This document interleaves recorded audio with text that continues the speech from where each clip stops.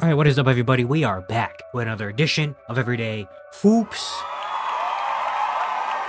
Hope you guys are having a good one. The OKC Thunder win a amazing game, a huge game in Game 4 to go up 3-1 or 1 win away from punching their ticket to the NBA Finals. We're going to talk all about this game here in today's video. Thank you guys for the views on the videos and the shorts recently. I really appreciate it. If you do like the content around here, consider subscribing, liking, turn like that. I really appreciate it. It really helps out a lot.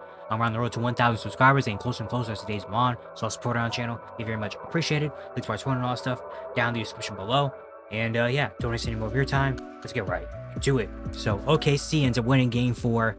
What a game this was. I mean, I said at the end of Game 3's recap, where I feel like we're going to get our first competitive game of the series here. I said the series is going to be determined in this game in Game 4.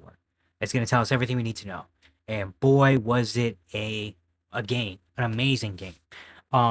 Both teams came out early from the jump and were just trading punches. I felt like that's what this entire game was. It was a boxing match. It was teams trading punch after punch after punch after punch. Both teams' offenses came out hot. Minnesota came out hot, shooting from three. It was everybody else. Mike Conley hit a couple threes early. Jaden McDaniels hit a couple shots early. The bench came in, and man, this Minnesota bench was just absolutely huge tonight. But DiVincenzo, Naz Reid, Nikhil, and then OKC was Shea and J-Dub. J-Dub got things going early from the jump, and so did Shea. But the Thunder early, they're winning the offensive rebound battle. You know, there are a lot of offensive rebounds. I did Hartenstein, Chet Holmgren, guys like Shea, like everybody was coming and getting offensive rebounds. I felt like that was a big emphasis early on for OKC. The defense was really good for OKC. They were forcing turnovers and getting out of transition, but Minnesota kept up with them because their three-point shooting was so hot. Gets the second quarter more of the same, and also the defense on Anthony Edwards. OKC was sending 2 or 3 at Anthony Edwards every time. They did not let Anthony Edwards get comfortable. Anthony Edwards didn't take his first shot till like, well, I think 30 seconds left in the first quarter on an and-1. Like OKC was not. They were like, anybody but Anthony Edwards is gonna shoot this ball. We are not letting Ant get even an inch of comfortability in this game. We're not allowing it. You know, we're not allowing him to get hot, because last game he got out hot early, and you know what happened. So yeah, they did a great job guarding Ant, sending 2 at Ant every single time he had the ball in his hands, forcing everybody else to make plays. And the thing is, everyone else was making shots and making plays. I think the OKC ended the second quarter really well. They got a couple buckets from Shea. They got a couple foul calls. Minnesota had some bad, turnovers and stuff late in the second quarter. It was a really good first half. I mean, again, both teams trading punches. Both teams are hot shooting from the field, from three, from everywhere. We get to the third quarter. OKC has a pretty decent start to the third quarter. I'm sorry. No. I'm sorry. Minnesota has a really good start to the third quarter. They went on a quick run early on. Anthony Edwards started to get more aggressive. The bench, Don DiVincenzo, Nikhil Alexander-Walker for this entire second half was just, not only was his three-point shooting, but him getting to the bucket. Like, he was getting to the bucket, like creating for others as well. He tied for the team leader in assists. Like, Nikhil Alexander-Walker was amazing tonight, man. And so was Dante DiVincenzo. He had some good moments in this game. Rudy Gobert started to get going in the early third quarter, had a couple of dunks, offensive rebound. Minnesota started to win the offensive rebounding battle and started to use that against OKC. Rudy Gobert, Julius Randle, Naz Reid, guys like those are coming in and getting offensive rebounds, and that was a big thing for Minnesota's big run in the third quarter. But OKC kept on it. Shea kept on it, J-Dub kept on it, Chet Holmgren defensively, Alex Caruso coming off the bench, he was doing their thing. We get down to the fourth quarter. Early fourth quarter, Chet Holmgren really made his presence felt. He had a three-pointer. He had some amazing defensive plays. He had some big dunks and was taking guys like Naz Reid and Rudy off the dribble and getting to the basket. Yeah, I think he was really aggressive early on in this fourth quarter. I think Minnesota. Now, OKC was kind of living with Minnesota, anybody but Ant creating. There's a lot of times where the ball ended up in Nikhil Alexander-Walker's hand, Don DiVincenzo's hand, Jaden McDaniels' hands to create something. And the thing is, they were doing it a lot of the time. There's a lot of times when Nikhil got to the basket and made a layup. A lot of times when Dante got to the basket and made the right play. Like, there's a lot of times where OKC was literally like, the game plan sometimes against teams or where teams are like, anybody but him.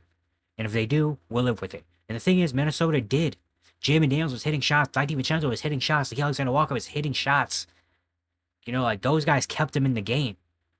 Like, they were living. OKC was living with it, and it was working for Minnesota. But what makes this a huge win for OKC and a championship-like win for the OKC Thunder was that I feel like every time Minnesota was right there, like, I felt like the tides were shifting and Minnesota was taking control and was going to take a step up in this game, OKC matched them. Chet Holmgren would hit a shot or make a big play. You know, J-Dub would hit a shot. Shea would get fouled. Like, Shea would hit a shot. Or they would get a turnover. And, like, I feel like every time Minnesota was right there for the run to start, OKC would make the right play and end it just like that and match it. You know, like, late in that fourth quarter, the big three of Shea, J-Dub, and Chet show why they're a big three. Whether it was Shea hitting a couple big buckets, while also facilitating really well. He had that one play where he fell to the ground and threw it under Jaden McDaniels' legs out to J-Dub, who hit a big three. J-Dub had some moments in this game and shots. I was like, man, like this was by far Jalen Williams' best playoff game ever. By far. I mean, I know he had a great game 7 against Denver and all that, but man, like this game, he had a stretch in the fourth quarter where he hit I think a fading, tough mid-range over, it was either McDaniels or Nikhil, one of those two. And then late, Shea found him and he had a wide open three on the wing that he splashed. Like, I felt like he hit so many big shots and did so many things. The entirety, from the get-go, he was on. And he just kept going and going and going. And then Chet as well. And then OKC ends off with some good defensive plays. Minnesota unfortunately, couldn't really find a rhythm in this entire game. So his shots, he had some decent shots late in this game. He had one big three-pointer that I thought was going to get him going. But besides that, couldn't get anything going. Because, again, OKC was living with the others hitting big shots. And the others did hit big shots. When it comes to a game like this, you need your stars to really do your star thing. And OKC was not allowing Anthony Edwards to do his star thing that we know he can do. You know, and then also adding in Julius Randle not being able to play in the fourth quarter because he was pretty bad tonight. And OKC ends up winning this game. I mean, look at some of the numbers of this game. OKC shot 50%. The thing is, OKC got outshot in this game. And OKC shot 50, 40, 70. Like, Minnesota shot 51% from the field. They shot 43% from three. Minnesota made 18 threes in this game. Got to the free throw line more. Shot better from the free throw line. They won the rebounding battle. They won the assist battle. Like, literally, Minnesota won every battle except for turnovers. Oh, Minnesota had 21 turnovers, but they also forced 14 for OKC, which is not, OKC doesn't really have that many turnovers that often. Look at some of the other stats. Points in the paint. Minnesota won the points in the paint battle. 46-42. They won the fast break points battle. They won the points off turnover battle. They doubled the bench points battle. If you look at just the entire stats of this game and just the numbers, you would think Minnesota would dominate this game. Minnesota literally won every single battle you could win except for turnovers. That's it. And they lose. That's why this is such a championship win for OKC. Because literally Minnesota threw the kitchen sink. Literally, Minnesota could do everything right. Again, they cleaned up the offensive rebounds in the second half. They didn't allow OKC to get out and run in transition. Get a lot of points off turnovers. They almost doubled. They had two players score 20 points off the bench. Their bench hit 12 threes in this game. They had two players come off the bench and hit 5 threes. They hit 18 threes and shot 43% from three.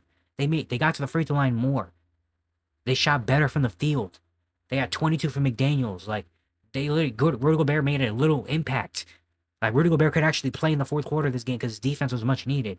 Like, literally, almost 90% of what could go right for Minnesota went right in this game. And OKC still found a way to win. OKC still was able to win this game. Again, the big three, Shea, 49 and 10. 49 and 10. His playmaking was amazing. His shot making was obviously, great. And then this is J-Dub, again, what I said, his best playoff game ever. 34 points, 13 for 24, 6 threes. Chet, you could make argument, I think this is Chet's best playoff game ever, too. 21, 7, 3 blocks, 9 for 14. He was aggressive for the entirety of the game. Like, Caruso made a good impact, 10 points off the bench. He had 2 3-pointers. He was a +8. Casey Wallace made some good plays in this game, even though he was a 0 in the plus-minus. He didn't shoot the ball super, super well from 3. Like, literally anything. OKC, this was a championship win for OKC. This is probably this is equivalent to what Game 7 was in their last series against Denver. This is equivalent to that Game 5 win, against Denver last series, where it's just wins that show that this team has grown up before our eyes. Responding after getting beat by 40 in Game 3. You come into this game where Minnesota is on, and Minnesota literally at least statistically, if you just look at the numbers, Minnesota outplayed them. Minnesota outplayed them in literally every category except for turnovers. Minnesota won those battles. Minnesota made all the runs that they could make. Especially when you consider Anthony Edwards, their top two players weren't great tonight, and Minnesota was still here, and you still are able to win this game. That's just crazy. I mean, again, I think honestly you can make an argument all three for Shea, J-Dub, and Chet. These was all three of them individually their best playoff games ever. Shea with 40, 9, and 10. Like scoring and facilitating. Also from the jump, he was doing his thing. J-Dub, what he did. Chet when he did on both ends, offensively and defensively, making big plays. You get little efforts here and there from Lou Dort, from Hartenstein in his minutes. Alex Caruso, Case and Wallace, get little efforts here and there. And again, responding to every single run. Every single run Minnesota made, OKC had an answer to it, in a big way. Like, this was a beautiful game. Obviously, amazing game. Just so fun to watch. But for the Thunder, again, I say it so many times, but it's so big. Like, these are wins of championship teams. These are wins of elite teams. The only teams that win these type of games are elite championship-like teams. And OKC showed the world they are championship teams if you still had doubt. If you still had doubt that this team are going to win the NBA championship, watch this game and say, oh, and tell me a team better than OKC right now. Like, that was such an amazing win. And for Minnesota, it's a heartbreaker. Again, it's a heartbreaking win. When you're going to look at the stat sheet and say, we won every single category. Every single category we can win.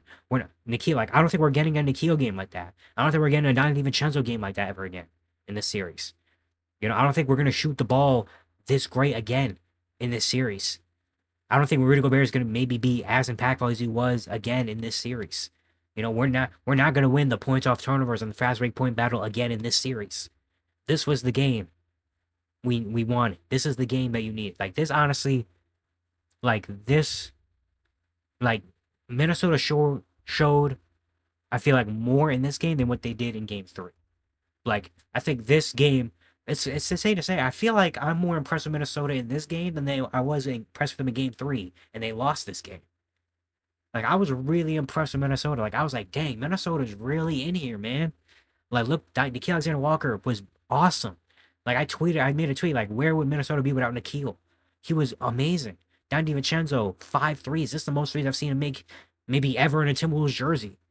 Jay McDaniels was really good. Rudy Gobert was making an impact on this game. They were shooting the lights out.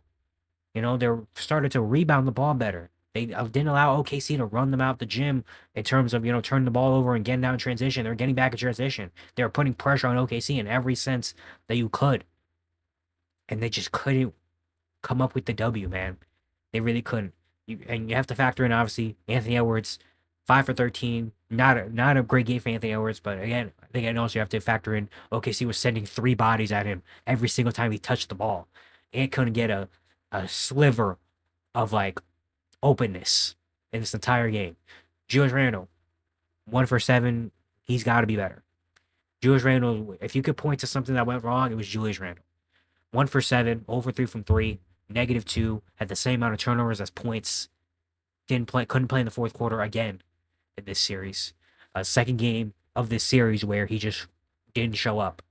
And especially on a night where Ant, again, is getting guarded like the way OKC was guarding him, and Ant can't really do what he needs to do.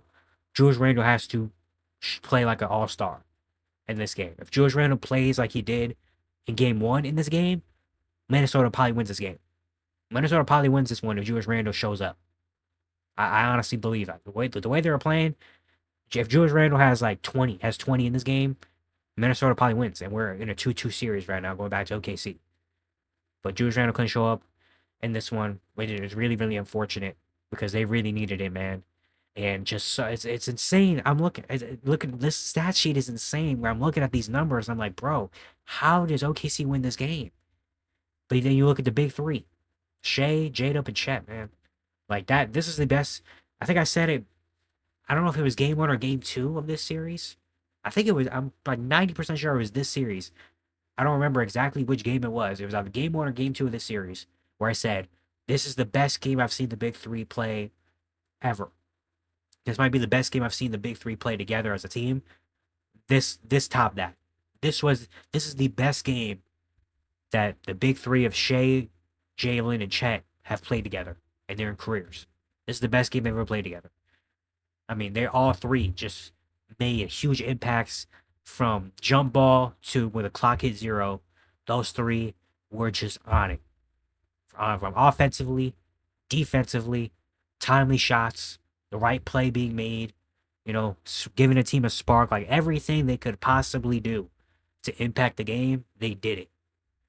And you have to give flowers to those guys. And yeah, now OKC is 1 win away from moving on. They got game 5 on today's Monday, so Wednesday could be the game that punched their ticket. Obviously, we think Minnesota's going to come out and with their lives on the line, fight hard, you know, and do what they have to do. But OKC's going to have to be prepared and be ready to come out and do this. Obviously, they're going to need probably a similar effort from these three like they did tonight in game 5.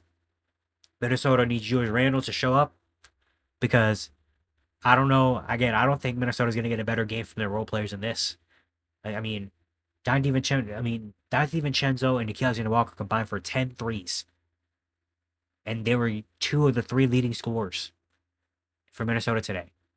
I don't know if they're getting a game like this again. There's the potential they could if they guard Anthony Edwards the same way, which I assume they do because it worked. So I assume OKC is going to guard Anthony Edwards similar in game 5, where they're just going to throw every single body they can at him and force Dante, Nikhil, and Jaden McDaniels to beat us. Y'all 3 are going to have to beat us tonight.